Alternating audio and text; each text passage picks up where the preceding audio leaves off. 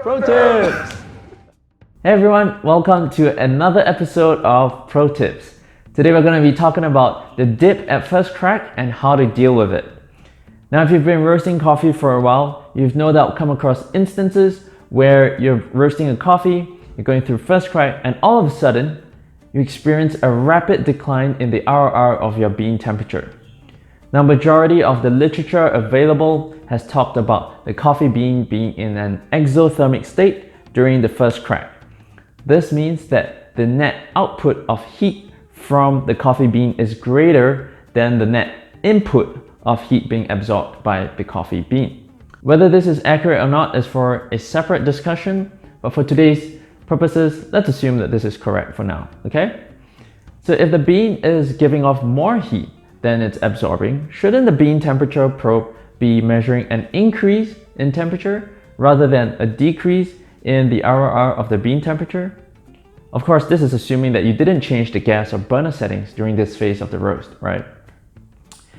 So why is this happening and how can you deal with it? We call this the dip. And the main reason why this is happening is because of the adiabatic process, otherwise known as the key concept in explaining the first law of thermodynamics. Basically, what it means is that expansion is a cooling process. When there is a decrease in pressure, there is a subsequent decrease in temperature. To explain this, let's do a simple little experiment, all right? So if you take your palm here and you blow at it with your mouth wide open like this, you'll find that the air touching your palm is relatively warm, right? But if you were to do the same thing with your mouth closed to a small gap like this, suddenly you'll find that the air touching your palm is a lot cooler as opposed to the first time. Now, why is this happening? The reason is because in the first way, you were blowing it in a cylindrical manner and there was no expansion of the air. So the temperature remained and it was relatively warm. In the second way, when you're blowing like this, the air comes out in the shape of a cone. There is an expansion. And expansion is a cooling process. So the air cools down when it hits your palm due to the cone shape, the expansion of the gas. Now let's look at another example. If you were to turn on the steam wand on your coffee machine and you angle it up at yourself and you stood near it, guess what? It's really not that hot. It's quite cool actually. But if you were to bring your hand closer to the tip of the steam wand, it's going to instantly burn you. So now why is this happening? It's the same principle. As the steam is being purged from the steam wand, there is a rapid expansion and thus cooling effect on the steam, and it's not as hot. So what has this got to do with the first crack? Well, when the bean goes through first crack, a lot of the trapped gases that have built up pressure over time are being released into the environment. This is exactly like the steam wand.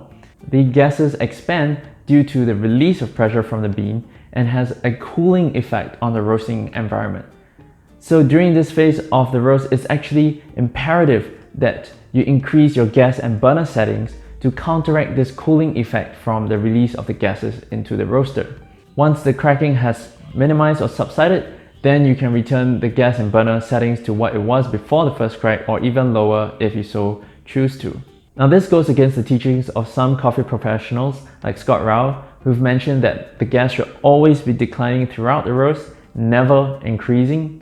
But if you're experiencing a drastic decline in the RR during first crack and you choose not to counteract by increasing the gas or burner settings, it's very difficult to recover from and you risk stalling or baking your roast, or even worse, experiencing the flick of death.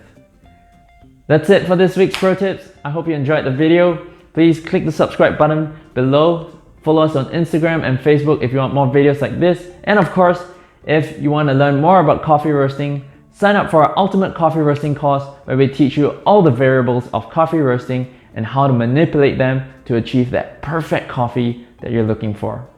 Link is in the description below. We'll see you next week.